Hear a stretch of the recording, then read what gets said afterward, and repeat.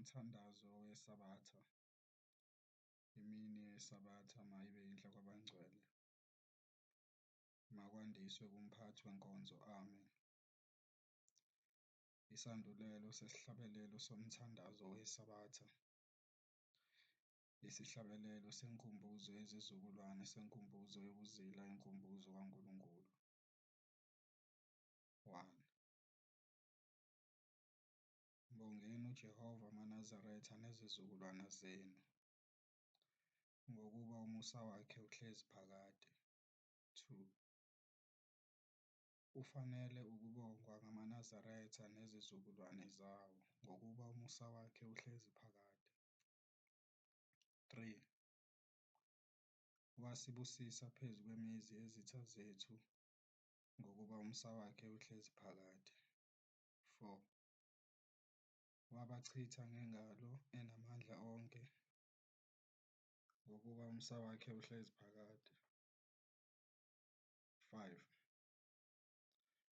Wasihola ebusweni bezitha zethu, ngokuba umusa wakhe uhlezi phakade. 6. Sabusa phezu kwamagquma nezintaba zawo, ngokuba umusa wakhe uhlezi phakade. 7. Sabusa phezu kwemizi yabo echithekileyo, ngokuba umusa wakhe uhlezi phakade. 8. Zasibheka zijabhile, zingenakusho lutho, ngokuba umusa wakhe uhlezi phakade. 9. Mbongeni uJehova ngezigubhu nokusina, ngokuba umusa wakhe uhlezi phakade. 10. Mbongeni ngezigubhu ezinamandla, ngokuba umusa wakhe uhlezi phakade.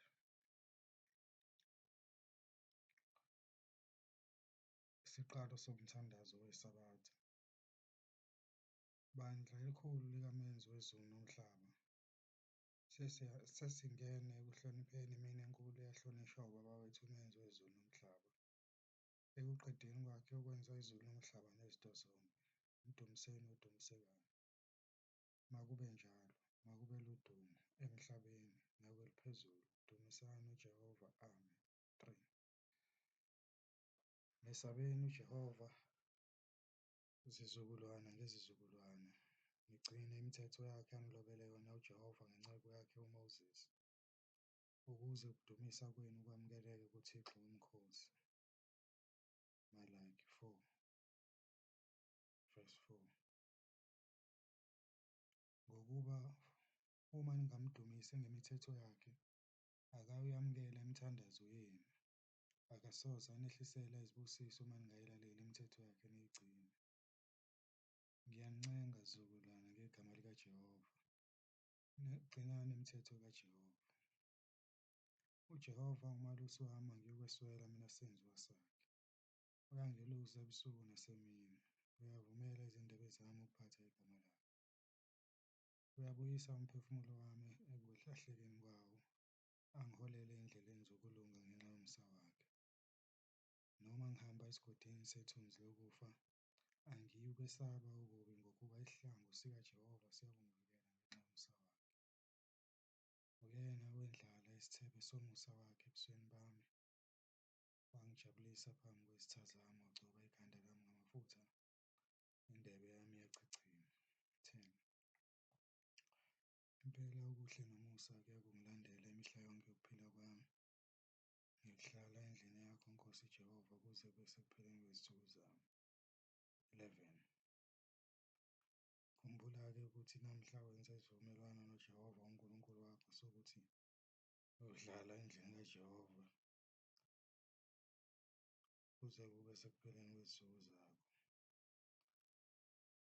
Ungaphuthi ukumkhonza uJehova uThixo wakho ngale mini owakuvuse ngayo ebuthongweni obengenalwazi ukuthi uyovuke yini.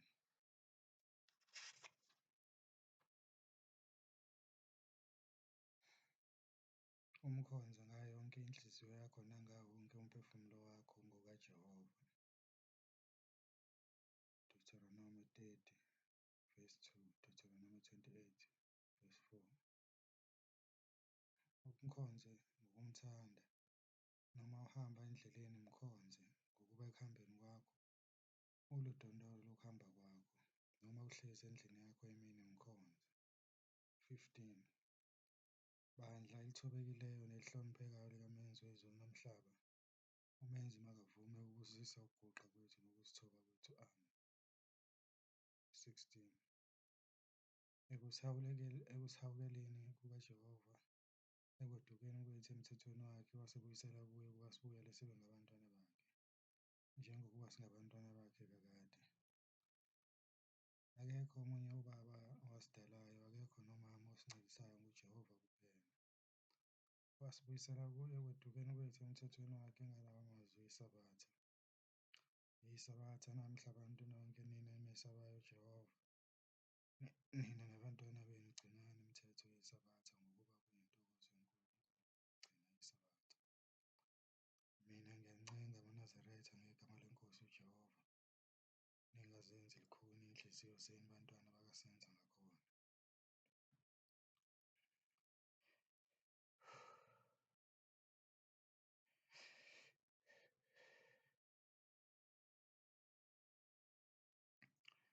Ekunincengeni kwami ngegama leNkosi uJehova, gcinani iSabatha likaJehova, lingumkhosi kaJehova oyingcwele. Ningabi njengokhokho benu, okhokho bethu abazenza lukhuni izinhliziyo zabo. UJehova waze wabajezisa kanje, namhla sesithwele izono zabo. Gcinani-ke iSabatha likaJehova. Lalelani izwi likaJehova. Ukulalela izwi likaJehova kuhle, ulilalele ulenze, ungalaleli nje ungenzi. Gcinani-ke iSabatha likaJehova. 23. Bongani uJehova ngokuba elungile, ngokuba umsa wakhe uhlezi phakade. Owasindisa amaNazaretha ezitheni zawo, ngokuba umsa wakhe uhlezi phakade. Isifundo 25. Ungasebenzi umsebenzi ngalo. Uma usebenza umsebenzi ngalo uyalithuka iSabatha likaJehova. Lo ngumthetho ukuthi uyakusebenza izinsuku eziyisithupha kuphela. Ngosuku lwesikhombisa, usuku lokuphumula, wena nabendlu yakho, lungumkhosi kaJehova oyingcwele, lokudumisa uJehova kuphela. UNkulunkulu uyathokoza kakhulu ngabalugcinayo usuku lwesikhombisa. UNkulunkulu uyabathanda abagcina iSabatha. Ligcine-ke nawe kanye nabendlu yakho bonke.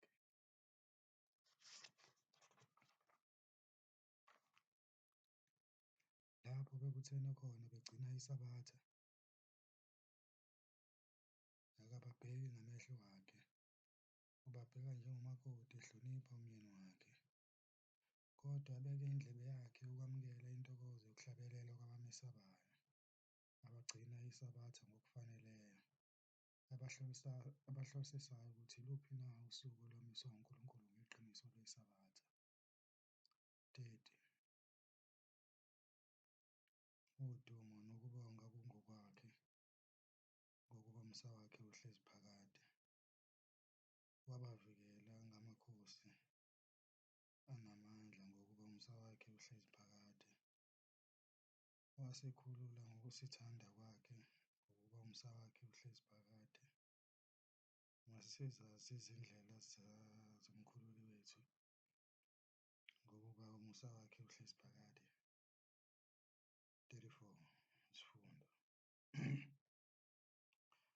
uNkulunkulu akakunike wena ndoda, oyinhloko yendlu yakho, inhliziyo yokufundisa indodana yakho ukuhlonipha uyise, nokuhlonipha unina wayo, ukuze isono sokungahloniphi kwayo abazali bayo singabizwa phezu kwakho. uNkulunkulu akakunike wena nkosikazi, oyinhloko yendlu yakho, inhliziyo yokufundisa indodana yakho ukuhlonipha uyise, ngokuba lithi ilizwi, indodana engahloniphiyo uyise ayibulawe. Uma-ke wena nkosikazi ungayifundisanga kahle indodana yakho, isono sokweyisa uyise siyobizwa esandleni sakho. Uma wena ndoda ungayifundisanga kahle indodana yakho ukuhlonipha wena mzali wakho nonina wayo, igazi lesono sokweyisa kwayo abazali bayo lobizwa esandleni sakho. uNkulunkulu akakunike wena ndodana yami, inhliziyo yokulalela izifundiso zikayihlo zokuthi ungamkhubekisi umakhelwane wakho entweni yakhe. Lokho kusho kungukuthi ungabe uyifisa intombi eseyiganile omunye umuntu, ungayibheki nokuyibheka yisono esibi leso.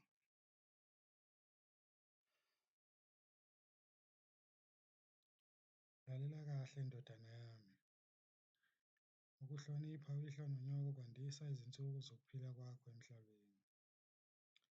Yilokhu kungasekho ixhegu emzini wakho nifa nibancane, ngokuba anigcini umthetho wokuthi hlonipha uyihlo nonyoko. Bangaze basho ukuthi asizalanga lutho. Uma uyihlo nonyoko beke bakusola kuyisiqalekiso lokho. Ndoda, hlonipha uNkulunkulu ezinsukwini zokuphila kwakho. Yeneliswa ukumthanda umkakho. Ungakhubekisi inhliziyo yomakhelwane wakho emzini wakhe.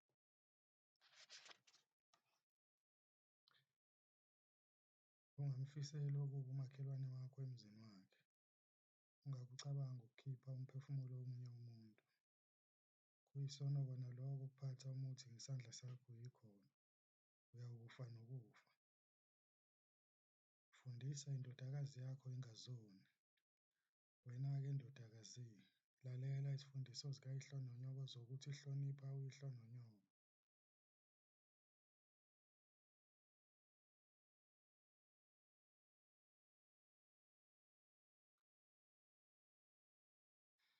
Uma ulalela kahle izifundiso zabazali bakho, uyokwandelwa izinsuku zokuphila kwakho phansi kwelanga. Uyakubusiswa ekuganeni kwakho nenzalo yomzimba wakho iyakubusiswa. Nilalele kahle ndlu kaSenza ngakhona, ningazenzi buthunti izindlebe zenu nezinhliziyo zenu ningazenzi lukhuni. Yibolalela kahle ukwabiwa kwezwi likaJehova. Ningabothwala umthwalo ngeSabatha likaJehova. Noma niphuma emazweni wonke aphansi kwezulu, nilethe iminikelo yenu ngenjabulo kuJehova emzini wasekuphakameni. Akayamukele uma ningalaleli ukugcina usuku lweSabatha. Udumo malube kuye owenza izulu nomhlaba. Amen. Ayikhumbule indlu kaSenza ngakhona nodingane echithekileyo ayibuthe ekuchithekeni kwayo. Amen. Makenze njalo wenza izulu nomhlaba phakade. Amen. Nkulunkulu Nkosi yethu, kwamukele ukuthandaza kwethu. Kungabi ngokusho kwethu, kube ngokusho kwakho, makube njalo. Amen. Lihlabelele. Azola ehlane nasezintabeni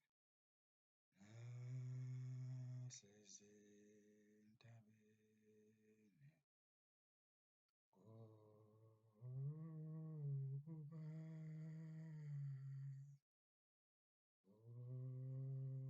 umsa wakhe uhlezi phakathi wababeka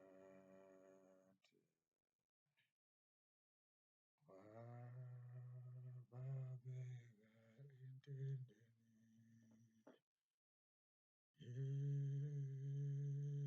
yesandla sakhe ngokuba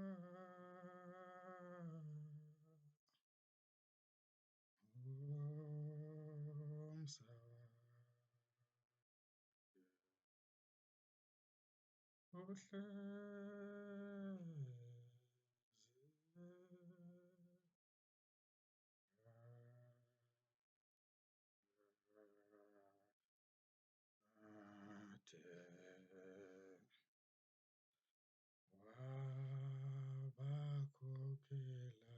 entabeni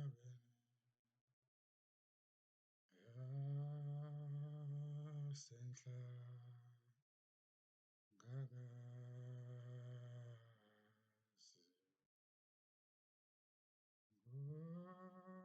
ngokuba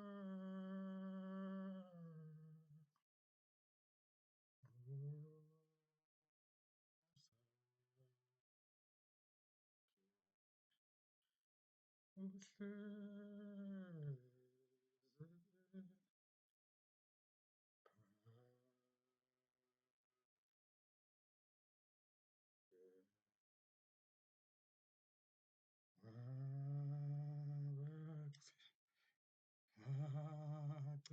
Letha icebo labaceba. Ngoba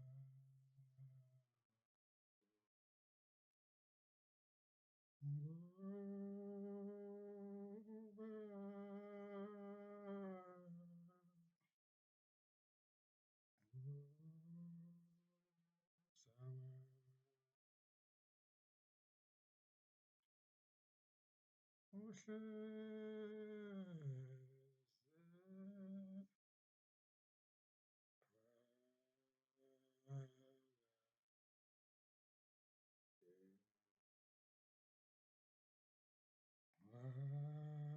waphendula ubugqili babo. Baba ngoba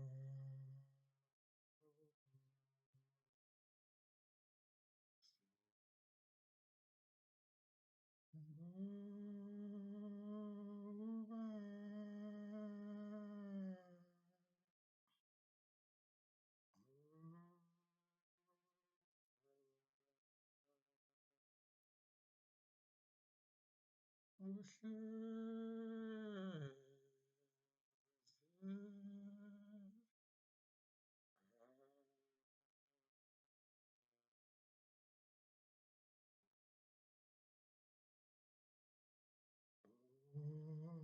ongano Jehova Manazaretha nezizukulwana ze ngokuba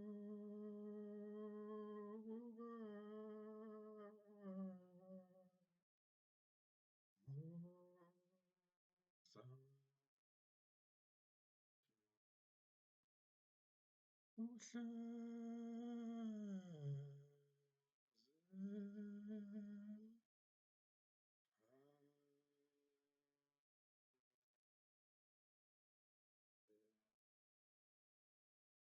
bandla lenkosi masigubhe sithandaze, amen.